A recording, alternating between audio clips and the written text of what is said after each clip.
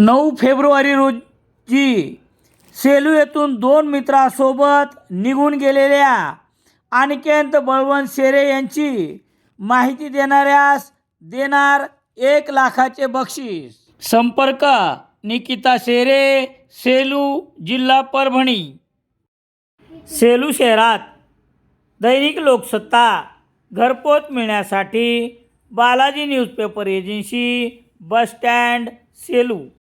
सेलू वालूर रस्त्यावर ब्राह्मणगाव जवळील कॅनल परिसरात दुचाकीला कोल्हा प्राणी आडवा आल्याने दुचाकी घसरून झालेल्या अपघातात हातनूर सध्याचे तलाठी भारत साहेबराव नखाते वय 38 वर्ष राहणार हातगाव नखाते हे गंभीर जखमी झाले आहे।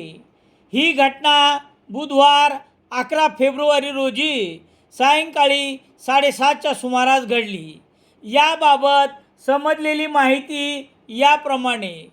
सेलू तालुक्यातील हातनूर सज्जाचे तलाठी भारत साहेबराव नखाते वय 38 वर्ष हे आपल्या दुचाकीवरून घसरून वालूरहून सेलूला येत असताना ब्राह्मणगाव जवळ असलेल्या कॅनल परिसरात त्यांची दुचाकी समोर कोल्हा प्राणी आडवा आला असता कोल्ह्याचा घटनास्थळीच मृत्यू झाला।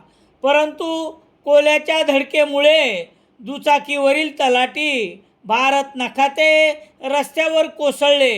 डोक्यास जबर मार लागल्याने गंभीर जखमी झाले। त्यांना रात्री 8 वाजता उपचारार्थ सेलू उपजिल्हा रुग्णालयात दाखल करण्यात आले, परंतु जबर मार लागल्यामुळे पुढील उपचारार्थ परभणी येथील खाजगी रुग्णालयात रेफर करण्यात आले आहे।